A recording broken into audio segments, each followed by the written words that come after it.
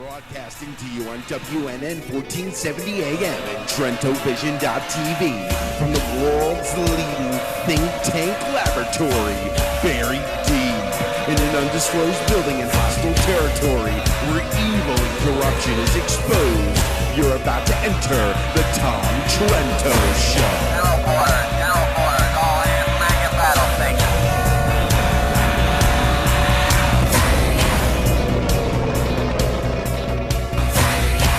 Trento heads United West, a group that says it defends Western civilization against the onslaught of Islam. Monday, July 15, 2013, Iran, Trayvon, Obama, Department of Justice, Savannah, segues. Man, we got all kinds of stuff going on for you today. We just got back from a national security briefing in Savannah, Georgia, where we had an opportunity to work with the distinguished Claire Lopez, our good friend and colleague. We're going to show you a little bit of video with Claire and myself in Savannah, Georgia, at a neat museum out there. We'll show you that in a little bit, but we have a key story right now that's breaking news. We're here in South Florida on the 15th July 2013 at 2 minutes after 5 o'clock on a beautiful Florida afternoon, and not too far north, about 3 or 4 hours north of where the bunker is. It's the little sleepy town of Sanford, Florida, which is in the center of the racism issues right now. And the other city that is weighing in on this is Washington, D.C. And there's a little department in Washington, D.C. called the Department of Injustice, if you will. We've been tracking the Department of Justice with Attorney General Eric Holder on our national security issues for 5 years now. And he is inserting his federal head in a state issue in Sanford, Florida. Just amazing, folks. And in a minute or two, we're going to have, as soon as we get our guest, we have our guest with us. How great that is. We're going to talk about, in a minute, I'll come to Tom in a minute. But you're on TrentoVision with Tom Trento. We're on WNN 1470 AM on the dial. And we want you to be listening on your as you're driving in your automobiles up and down South Florida. Worldwide iHeartRadio. You can listen to the show anywhere in the world.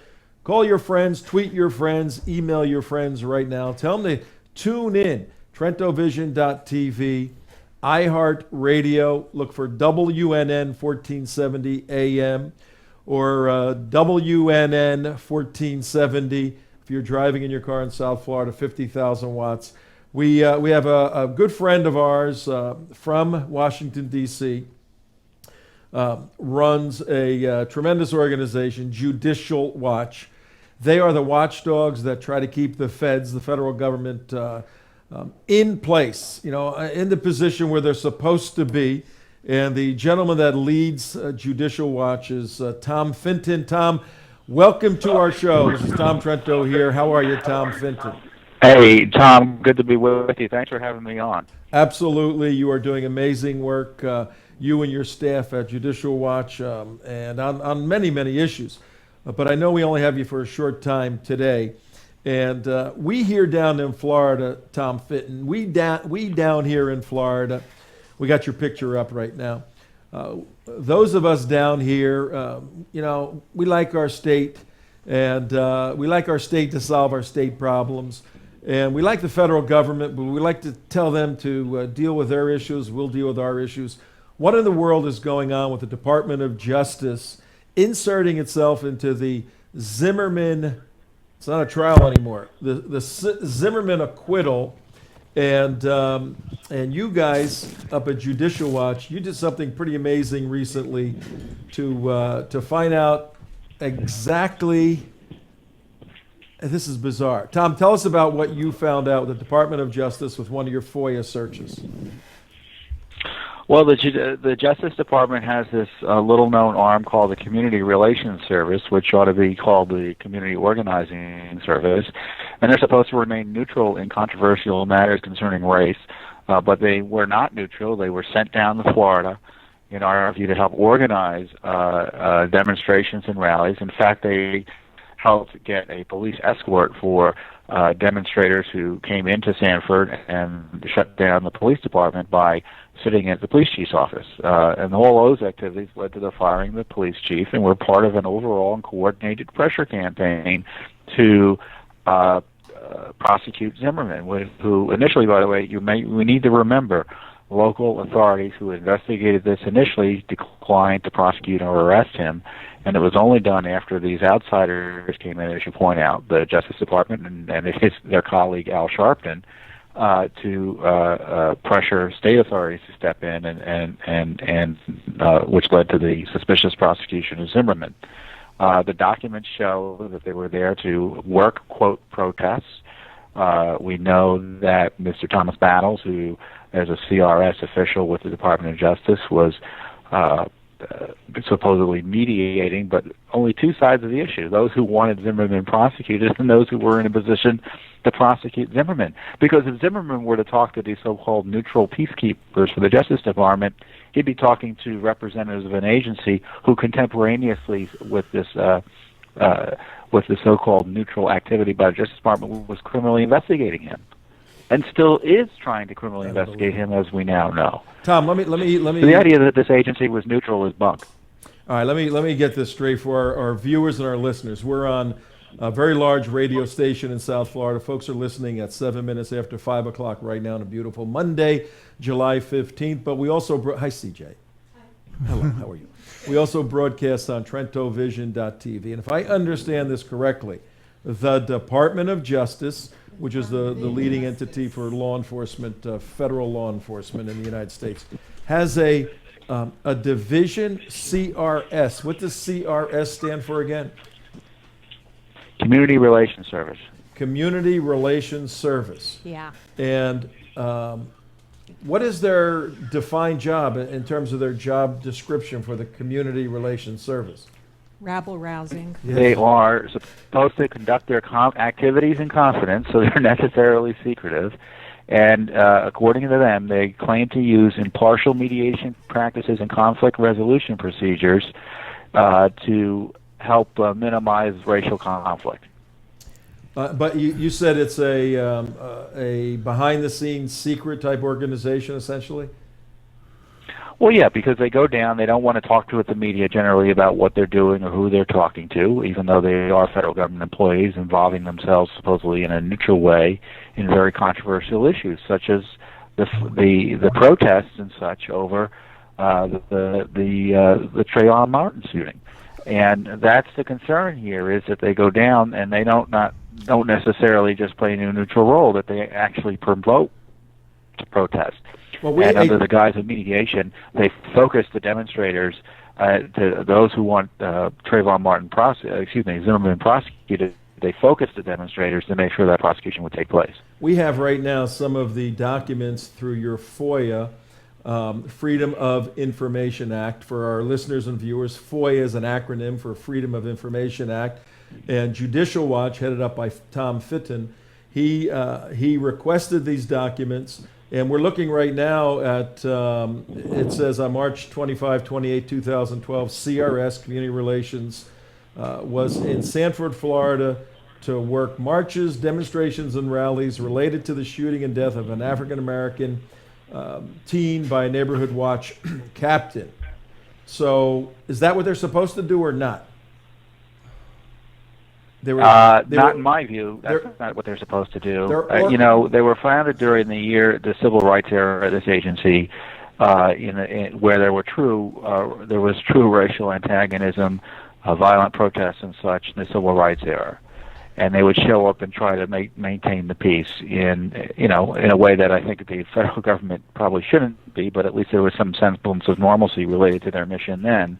And under the Obama administration, they've been activated and reactivated and rejuvenated in a way to be promoters of the president's ideological agenda.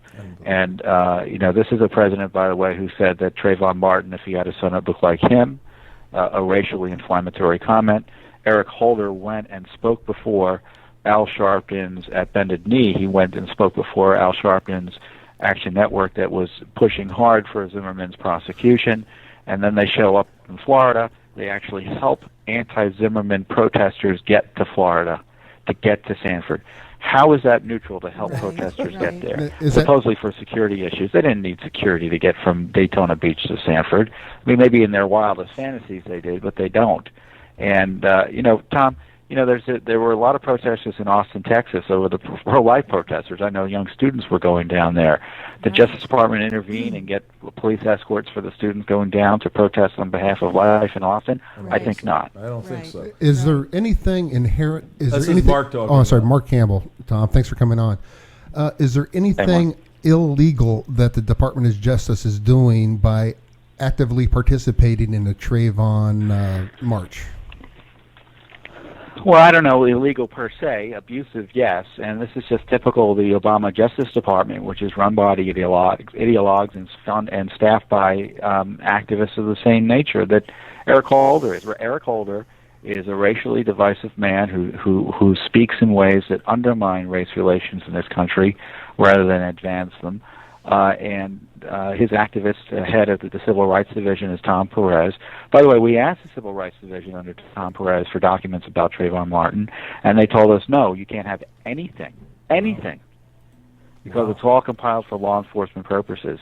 So the neutral Justice Department is down there helping set up demonstrations while similarly investigating Martin. Right. That might work in Washington for those who have a, difficulty. Washington, we can hold two opposite things to be true at the same time.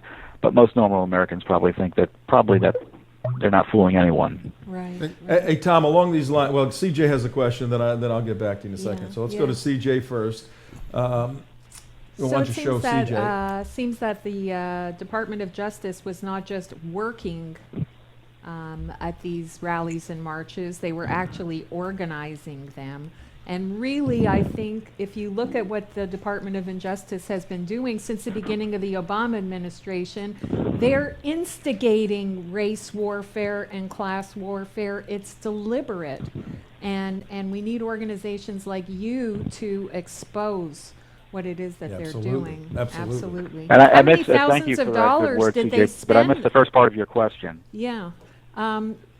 Were they working these rallies to protect anybody, or Oh were yeah, they I organizing mean we have them? audio of the meeting that took place in a community church that was pro prosecution for Zimmerman, where these students who had shut down the police office, the police chief's office, were in a supposed public meeting with members of the Sanford City political leadership, and Thomas Battles, the DOJ official, in opening remarks for that meeting, we have it on audio, said, if the black community thinks there's a problem, then there's a problem.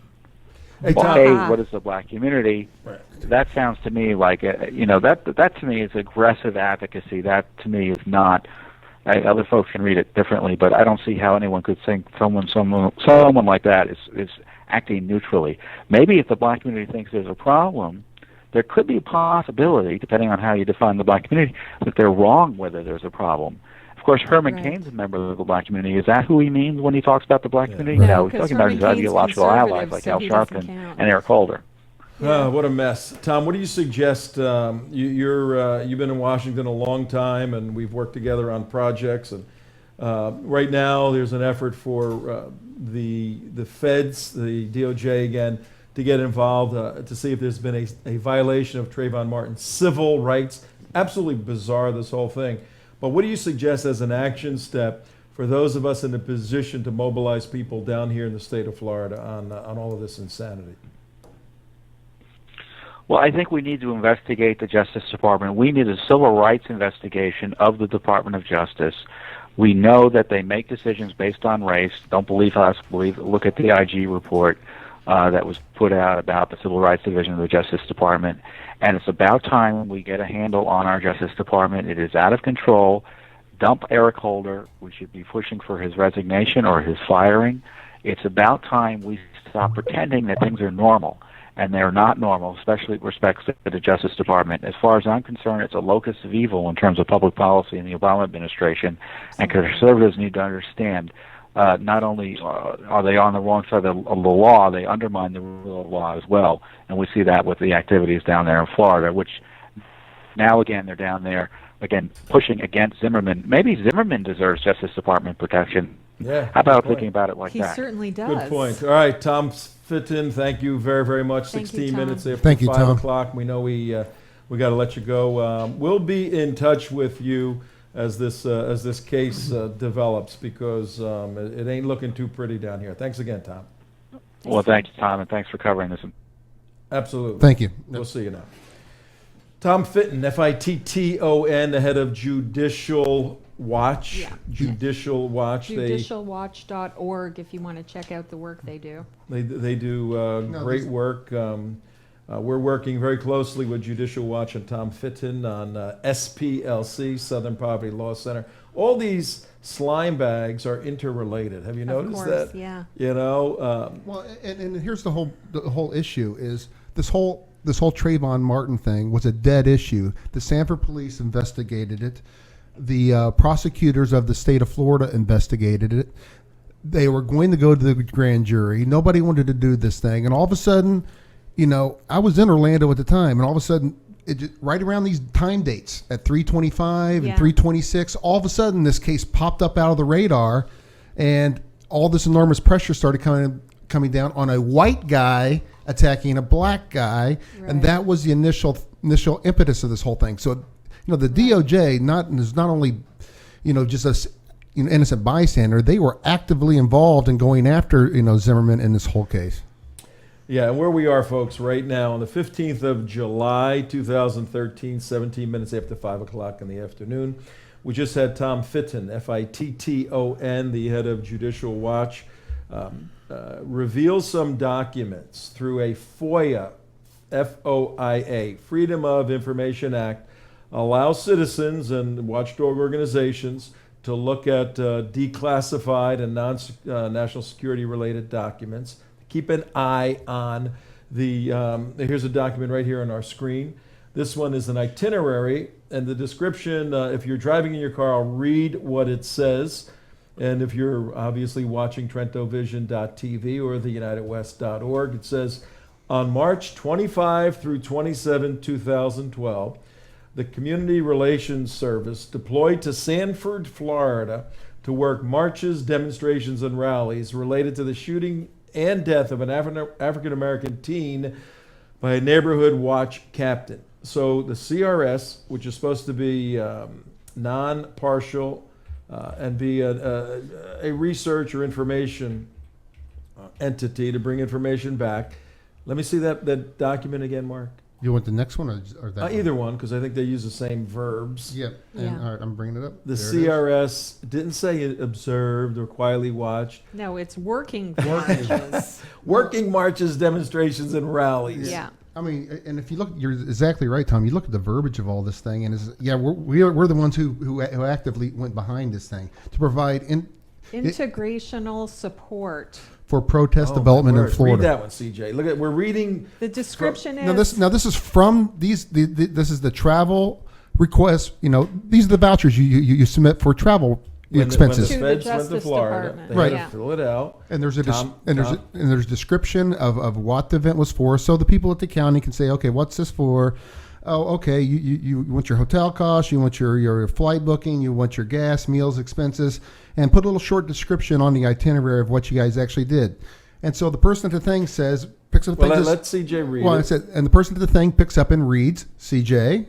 It says to provide inter-regional support for protest deployment in Florida. Now hold on. Now the person at the voucher office gets this. Oh, okay. This is an authorized expense. Let's just pass this up to the rest of the county department, and because it's a valid. Now think about it. And look at the dates also, because the previous itinerary submissions were March 25th to March 27th, Right. March 25th to March 28th, and now we have March 30th to April 1st. So Yeah, here, I'll pull up the next one. how long does it take you to coordinate a rally and a march? Well, Obviously, apparently they went to great trouble and expense, They not just went- one time, exactly. That's many the point. times. They kept going back. They said, "Oh, we didn't stir the pot up enough. And you we read- got to keep going Read back." the next one, CJ.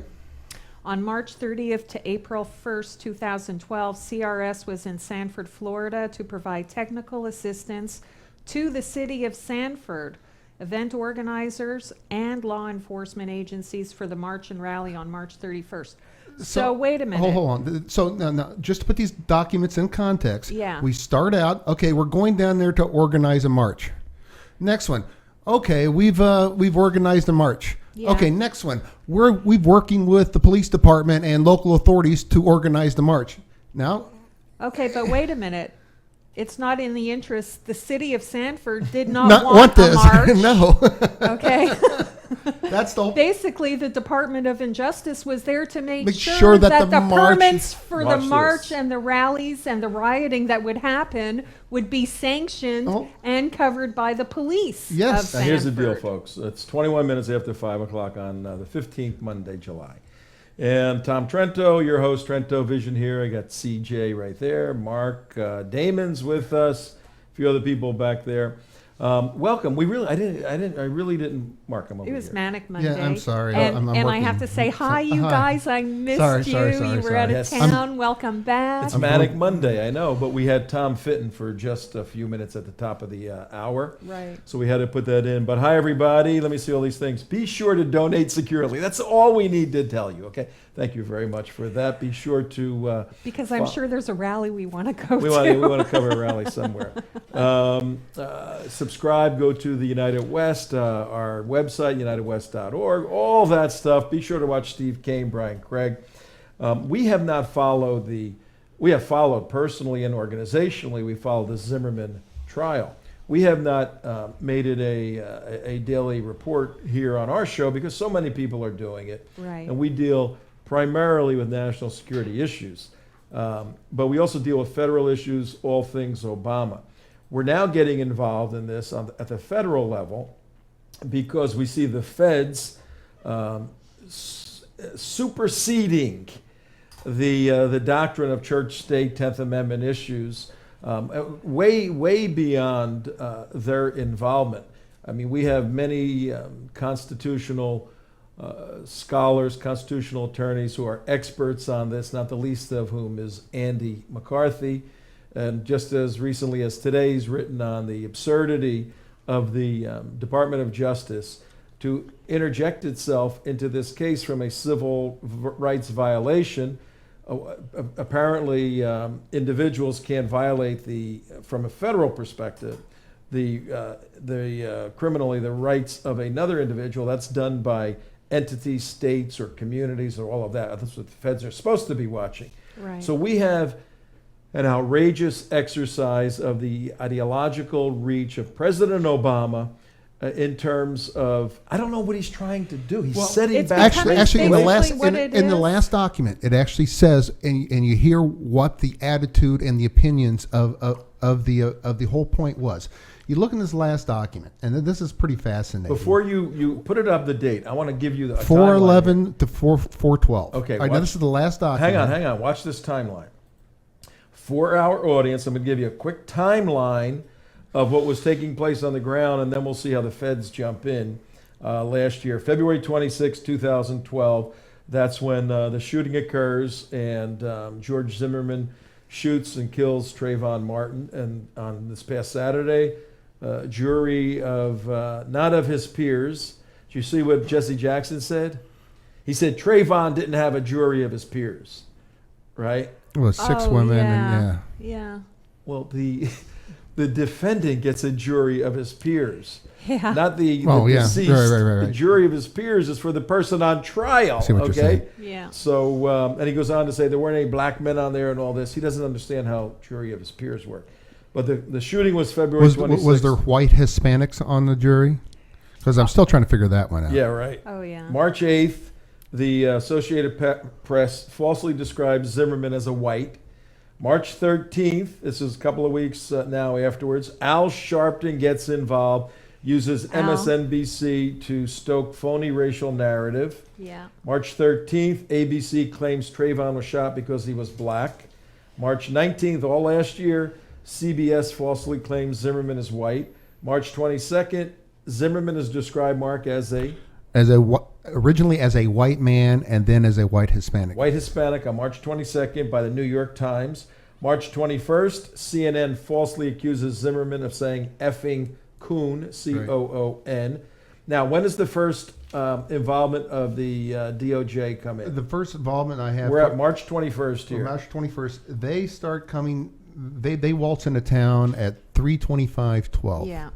All right, so on the 22nd, Al Sharpton goes to Florida, right? And Sharpton and Holder are very close, by the way. March 23rd, President Obama repeats Sharpton's talking point. March 24th, Reuters describes Zimmerman as a white Hispanic. Now, March 27th, NBC News edits 9/11 audio to make Zimmerman look racist. Remember that? Yep. All right, now, the 24th, Zimmerman is described as a white Hispanic by Reuters. 27th, NBC. What happened in between the 24th and 27th? Well, that's when all these trips came That's when down. the boots That's on the when ground. they said, okay, what we need to do, we need to go down there and organize a protest. They're all over the place. No, when I say Let's get we involved. need to go down there, the federal government, needs to go down there to organize a protest. Not Jesse Jackson's group, the federal government with the auspices and power of the Justice Department of the United States of America says we are going to go down to Florida to organize a Trayvon Martin protest. In fact, what we're going to do, we're going to ship people in from Jacksonville. We're going to give them a police escort. We're going to give 40 people police escort down from Jacksonville. We're going to bus them in because we can't get enough people. Put your camera. I'm sorry. I'm losing control. We're going to bus them in from Jacksonville, Florida. We're going to get them in there because you know what? We can't get them from Sanford because there's no outrage or protest in Sanford because they've already looked at this. That's because we're a nation of cowards when it comes to race. So being we're a nation of cowards, we require the Department of Justice to come up with that outrage because the rest of us are just too cowardly to be outraged. This was a manufactured outrage by the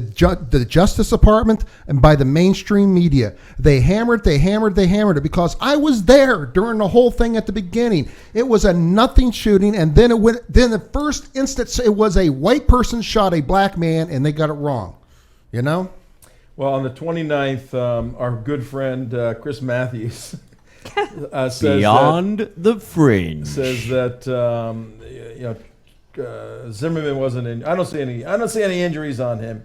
All right, pick any one of those because it goes. Well, here's my favorite. You talking about the documents? Yeah. Pick a document. Well, Let's take a quick look at it. Yeah, this is actually a good one here. April 11th. CJ, go ahead and read that. Well, let me get to 11. George Zimmerman was arrested on the 11th.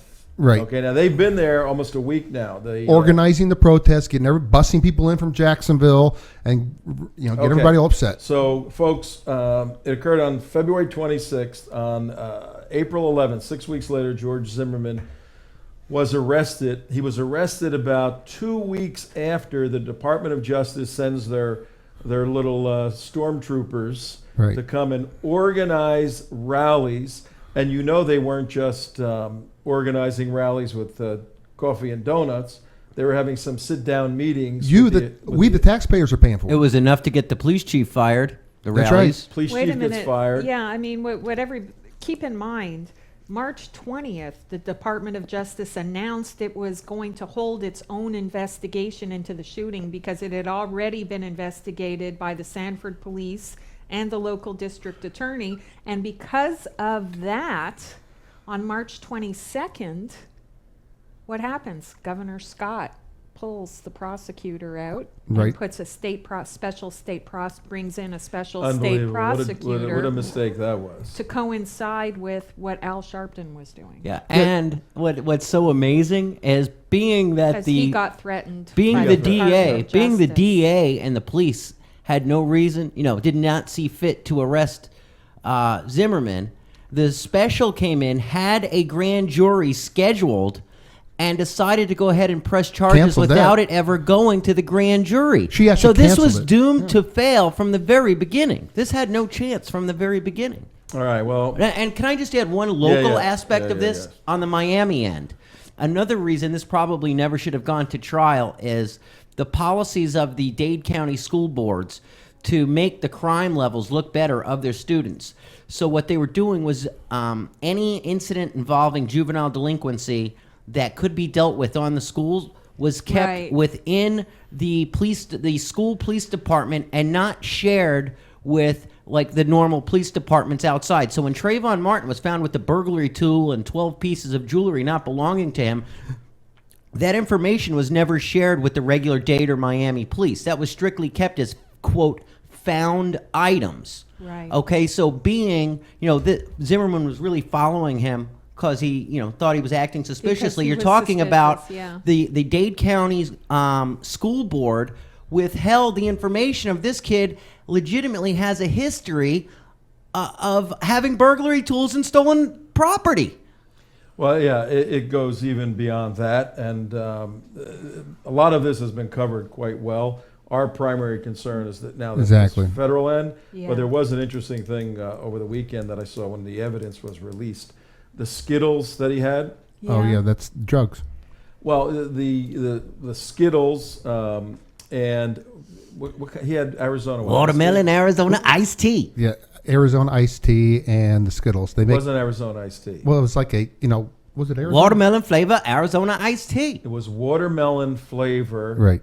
Watermelon fruit flavor iced tea. Right. They never mentioned that in the press because I guess they didn't want. That's racist. Yeah, associate watermelon and all that.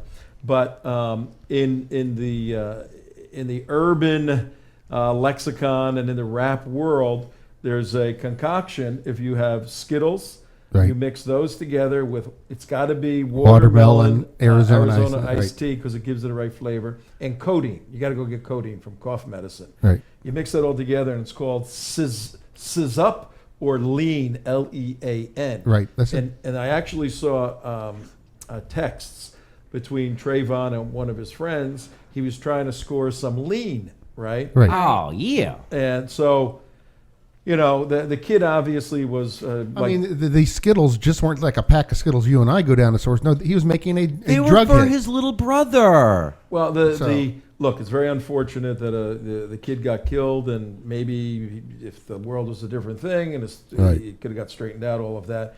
We're going to leave a lot of the analysis of that to others.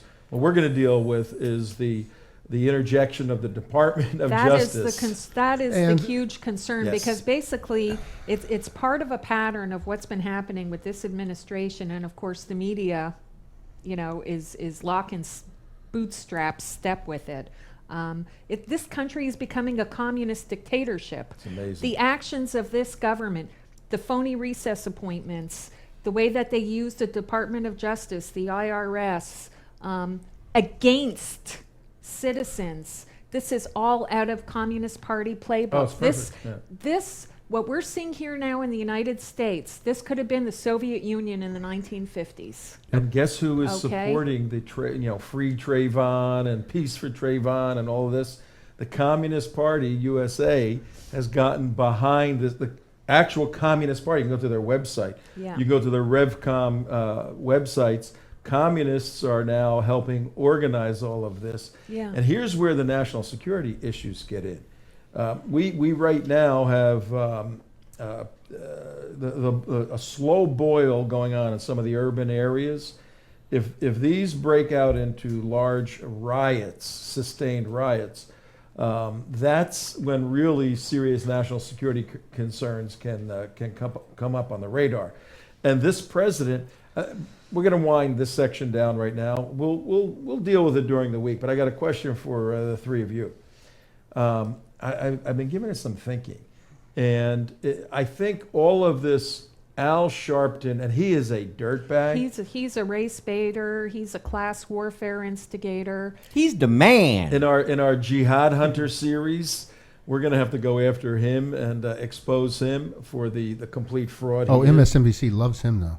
Well, we'll provide some information for the public that may change that, but he's getting involved, and there's the possibility now of some serious rioting going on. That's a concern for you guys. is the actual ongoings right now, is the demonstration of all this anger, is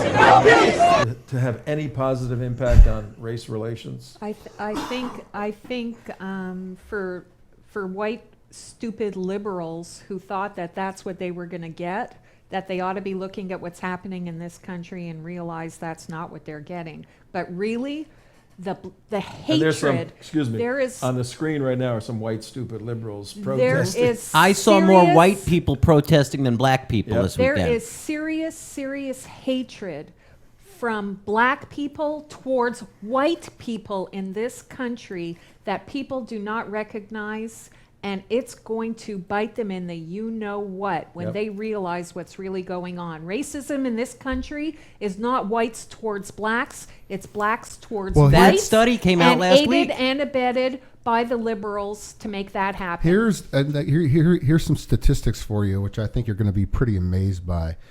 The largest number of statistical murders in the United States are in Chicago between the youth 18 to 23, I think it is. 50, black on black, right? 50% of those killings are black people. Yeah. 93% of those killings are black on black. Yeah. 50%. So if there's 100, 50 are black people. Of that 100, right? Of that 50, 48 are black on black. Yeah. Well, yeah. And all these phonies who are outraged in Chicago over this thug punk, I know. Trayvon Martin, not the innocent 12-year-old kid that they keep showing pictures of, okay? All of them who were so outraged about that, pick any weekend of what happens in Chicago, and there's going to be 12 murders, 10 murders, 15 murders. Just pick a weekend. How come Sharpton isn't there? Yeah, how come Sharpton isn't on that? Chicago? Yeah, right. It's too dangerous for him to go. Because he can't get money from the perpetrators. That's right, because there's nobody to shake down. There's nobody to for shake it. down it's on a that. shakedown racket. How many millions of dollars are the parents of Trayvon Martin going to get? Sure. Because their son was killed. Well, you know Zimmerman's Not going to be suing murdered, NBC killed. for altering those tapes. Yep. Yeah. And I'll tell you what, the prosecutors. Well, they should sue the federal government too for organizing this whole faux Absolutely. protest. The prosecutors are fueling all this angst and anger because I didn't hear this come out in closing arguments, which is where you don't have to present evidence. You can say whatever you want. Right. But they said it yesterday on the news. They said that their theory, if it was their theory, they would have said this, you would think, in closing, is that Trayvon was on top of Zimmerman, but started to get off when he saw the gun and wanted to get the hell out of there. So as he's getting off and ready to leave and lifted his weight, Zimmerman pulls the gun then, and as he's in a exiting position, exiting manner, Trayvon, Zimmerman sticks the gun into his chest and shoots him. Right, except That's there what was their no theory forensic is. evidence. If you had the video that's what happened, that would be was good no for the evidence. prosecution, but you Well, don't. But they throw that out now, and people go, When yeah, nobody that's has- what happened. When nobody has to actually prove anything by No, the this is all autopsy by supposition. or anything that's Everything's by supposition. what happened. But their Tom, careers are ruined Tom, after you that. brought up a point that I think that we need to come back to, and that is the point of the prosecutors, the federal prosecutors. I was reading some articles over State the weekend. prosecutors. I'm talking about the federal government. If Oh, we're coming in talking For about hate crimes and federal civil rights government coming in, violations? Oh, okay. yeah. 90, over 90% success conviction rate. They're not going to get an indictment, though.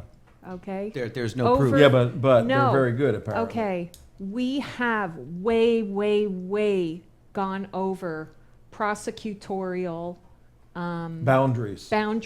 in this country to where every single person is under threat by the government. If there's no real crime committed, what are you going to do? Think of 15, 16 different charges that you could throw at somebody and get the jury just to convict you for one or two. It's like because they don't want to whocanisue.com. throw anything out. Yeah. Well, No, I tell you what, they're going to get their. Okay, well, let's compromise on this. Maybe he didn't do the big thing, but maybe he did actually jaywalk, and yeah, we should put him in jail for 6 months for that. All right, that's what we got to keep our eyes That on is for huge, sure. huge. And this relates You to Tea Party people, you better look at the Oh, prosecutors, this is okay? perfect, yep. And we need to have a message where there's no rioting and all of that. And, you know, the people that we live and work and play with, and there are black people included. I mean, as part of our counter-jihad work, we need to keep an eye on the federal government, particularly now using instances like this federal government, to suppress speech even more in other areas as we work in terms of fighting the jihad and the jihadis. Right. Never ending, folks, never ending. Yeah. But we're here.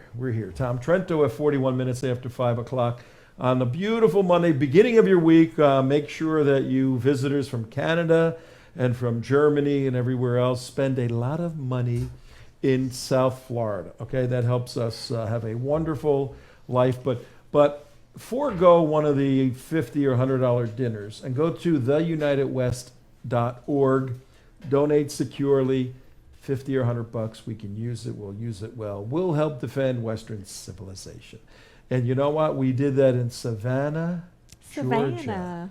Actually, it wasn't over the weekend. It started last Wednesday. We want to bring you just a couple little Thursday. thoughts. We drove up on Wednesday.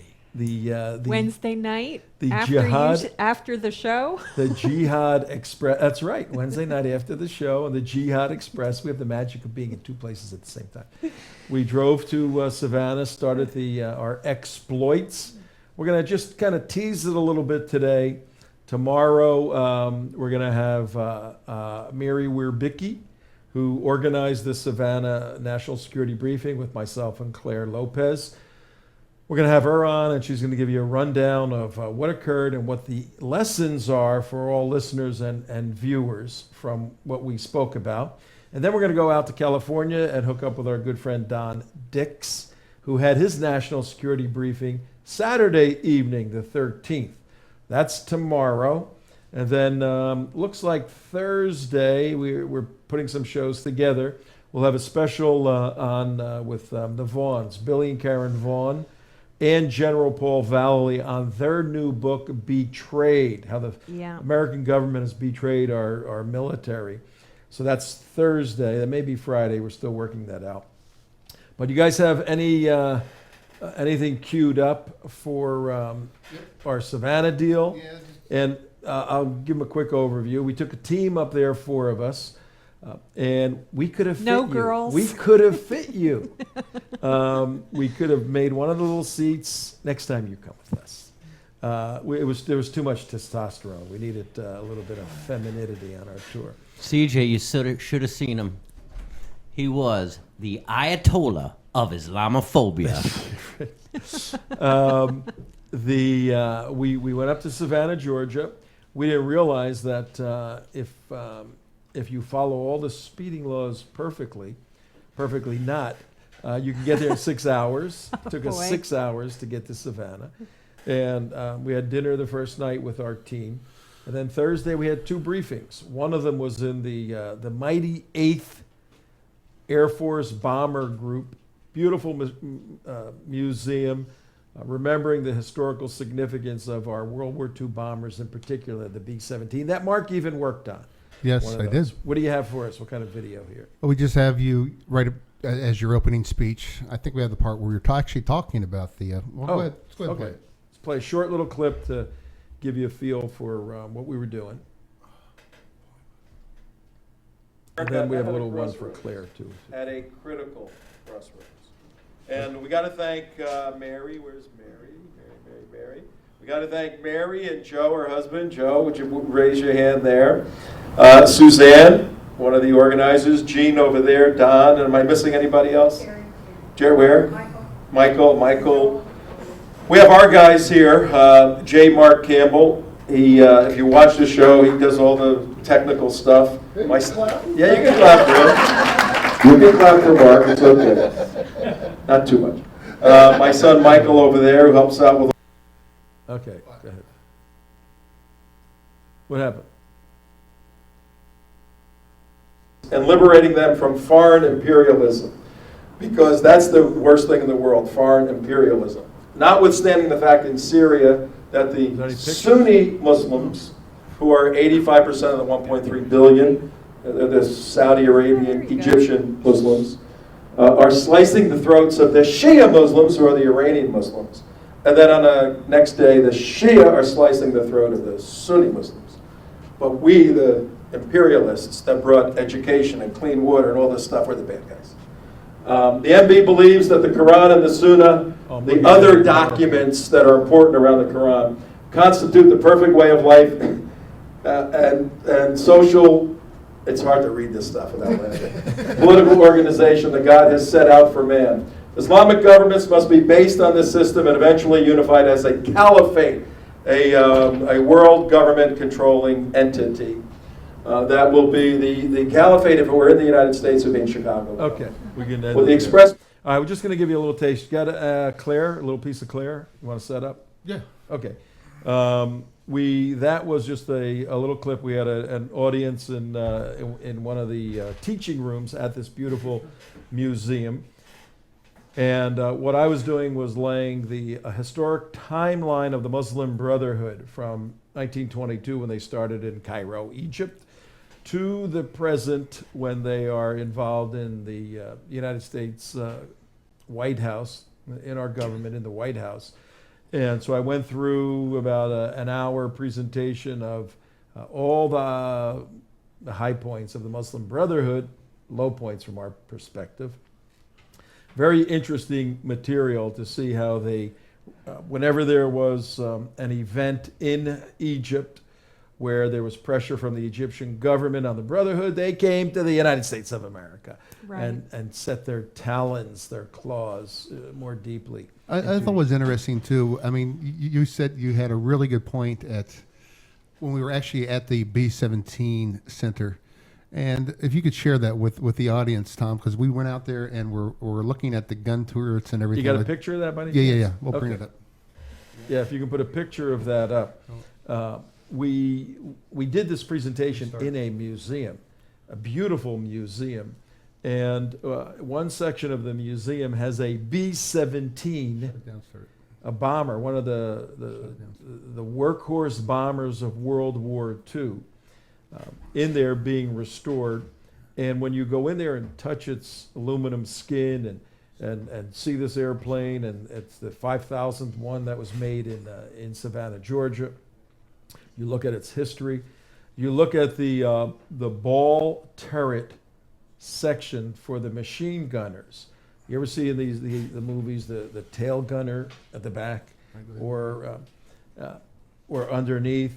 Well, we went up to those, and if you had a beach ball, you know the small beach balls, and you blew it up maybe twice the size, that's how big this area is. It's very tiny. In fact, to get up into it, to grab the machine gun, the seat comes down. You have to be lifted up, the seat then locks up, and then you're locked in there all by yourself underneath the plane or in the back of the plane. And if you're over 130 pounds, you can't fit in there. It's impossible to fit. At 130 pounds, I fit very tight. comfortably. You would, yeah.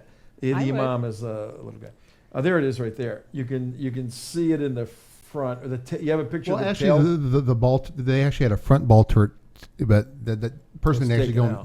they didn't have the exact shot of it, but go ahead. Do you have the one that they had on the side that was standing by itself? If you got I a don't picture think of that's the spooky one. Yeah. So they have to lock you in this seat, and you get in there, and you're there for the duration of an 8-hour attack, bombing run. And the bullets are flying in this little deal. It is not only the bullets. They're not understanding that they're throwing shot at too. They're throwing flak up there. Now, the most dangerous place in a B-17 during a flak attack is in that ball turret, because the thing explodes mainly above you and below you, and you don't have any room. I mean, and the ball turret has to be exactly in the right place for you to get out of it. If it gets jammed in any way, you're there for. You're there. And it's your coffin is what it is. And the glass, I always had thought it was polycarbonate. That's the top turret actually, but there's a picture of that. That's a big one. Yeah. I always thought it was a polycarbonate, which has some defensive capabilities to it, bulletproof glass, but it's just plexiglass. It's unbelievable. So what I did when I saw that before I spoke, it struck me the courage that the individuals had to climb into that once, but the sustained courage to land and go, I got to go back in that thing again later on or tomorrow, and then to do it another day and another day and another day. And I juxtapose that against the lack of courage we have today to simply take a stand in public where there's no flak flying and there's no possibility of the enemy shooting us down as there is in wartime.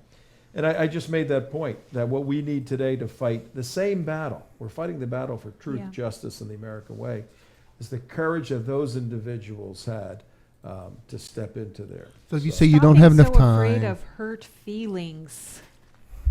So if you don't have enough time to do it or whatever, or this and that and this, you know, 1 out of every 3 of those bomber crews, that went 33% of them died. The reason the Memphis Belle story making its 25th mission was such a huge story, because it was the only one to ever make it. So just think about that. No, it was a very moving couple of days. Very moving couple of days. 52 minutes after 5 o'clock. I think what we'll do, we're gonna spend a little more time tomorrow or Wednesday. I think we have them on Wednesday. Yes, we're gonna have them on. When do we have Mary and Don on? They're on Wednesday show. Tuesday show, aren't they? Tuesday show. Tomorrow show. Tomorrow show. Oh, are they? Oh, they're on tomorrow's show. Okay, we'll talk more about Savannah tomorrow then. I'm getting mixed up on these days. I know. I wonder and maybe why. we'll cover Iran with that because it does relate to national security. Yeah, we have a lot of video of Iran. There's Claire right there. Yeah. Right. I have no idea what she's talking about, but we'll get crank into up the audio. volume. Yeah, throw a little audio up. Did you bring her the chicken? Oh yeah, yes. Did you? We got we got a chicken story for Claire. Yes. Okay. This is Future of Egypt over the next coming about 6 months or so. The very first article of that roadmap not only says that Egypt is Islamic, it is in Africa, it has links to Asia, it will be under Sharia. No ifs, ands, or buts. I mean, I don't know who thought that this revolution or any other in Egypt was ever going to be against Islam or against Sharia. It wasn't, it isn't, it can't, it won't be. Good. That's right. That's a good little That's the point. introduction. That's the point. And the Obama administration is doubling down, going against the government of Egypt and telling them, you better let Morsi out of jail. Let the Brotherhood out of jail. Yep, it is bizarre. It is. Well, what we did in Savannah, and we'll do a little more of it tomorrow, we laid the groundwork for the history of the Muslim Brotherhood, and then Claire gave us a dump, a national security dump. My brain hurts every time I listen to her. It was just about 90 minutes I could not stand that woman one bit. That's right, yeah. The imam didn't like she her. slapped me around like little... But one of the developments over the past couple of days has been, and again, a little more work on this tomorrow, because the clock is ticking away, is the situation going on in Israel between the Israelis, Syria, Iran, and the Russians now. Yeah. And you don't have to be very religious to say, aren't these countries all involved in the apocalypse and Armageddon and all of this? Yeah. Some think so, but I don't know. What do you think? Well, I was, what I'm kind of upset about is how these documents from the DOJ are not getting more play than they are. Well, how could they? It's an indictment of the media as well. Yeah, it is. It is. Shows how guilty they all are. This is such a coordinated, attack from the Department of Justice in collusion with the media and collusion to manufacture an outrage at something that was already to manufacture a crime. Yes, a crime. It's not to manufacture an outrage. It's to manufacture a crime. And I hope George Zimmerman and his lawyers just sue everybody, because they're allowed to do that. Guess what? On malicious prosecution. It's going to come down to, for the Department of Justice, that they're going to pursue him for a thought crime, not for the actual criminal act which he was acquitted of, but they will find some way to convict him of a thought crime. That he hates black people. They got to try. Yeah. Well, they already proved that he didn't. He wasn't. The truth has nothing to do with it. I know. We need to realize that this administration and what it stands for in the media and academia and everybody else who stands behind what's happening right now is on the wrong side of every good and evil issue. Absolutely. They side with dictators all over the world. And they side with the Muslim Brotherhood against liberal Democrats and Christians in Egypt. They side with Al-Qaeda in Syria. Right. They side with and it's not just the Iranian mullahs against the Iranian people who are demonstrating for freedom. And it's not just the Democrats and the left. It's also Governor Scott is the one who went around the corner and did this. Definitely some Republicans. useful idiots in the right. Republican Why Party. did Governor Scott bizarre. Say, no, I'm not going to listen to my police officers on the ground. I'm not going to listen to my district attorney there in the county. I'm not even going to listen to my state's attorney. I'm going to my state attorney. I'm getting Angela. My state attorney is not qualified enough to prosecute this case. I have to go all the way out. He was threatened with massive race riots across the state of Florida and said, okay, what do I have to do and so you feds to muzzle yourselves and keep crowd control from rioting?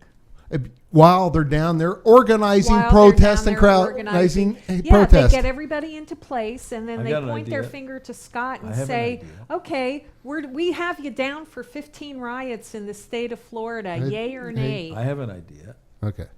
Maybe we need to put a FOIA to our governor during that time period last year. And get all the emails and whatever between him and Al Sharpton or whomever. We make we cast the net broadly to see exactly what was going on, why he decided that he had to go beyond the jurisdiction of the county and the area where it occurred. I know why. Why? Because if he's had a son, it would have looked like him. Yeah, right. Exactly. Oh, gosh. How stupid was that statement? Yeah.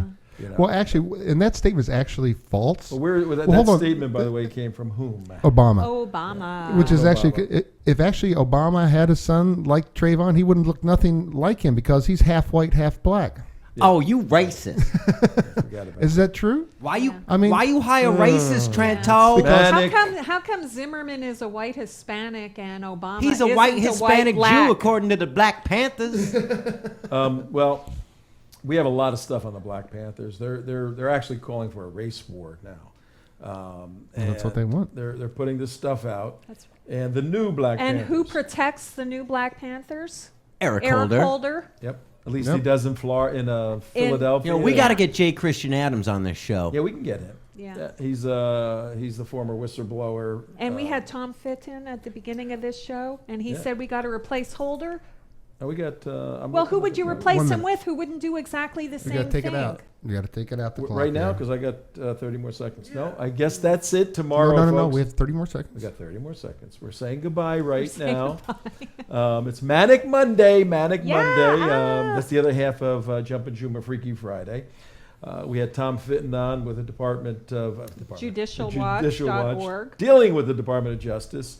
Tomorrow, we're going to look very seriously into Russia and Iran Israel and this little attack that just occurred. But right now, we have to say goodbye. And Tom Trento, CJ, we're all saying goodbye. Bye. Bye. Allah Akbar.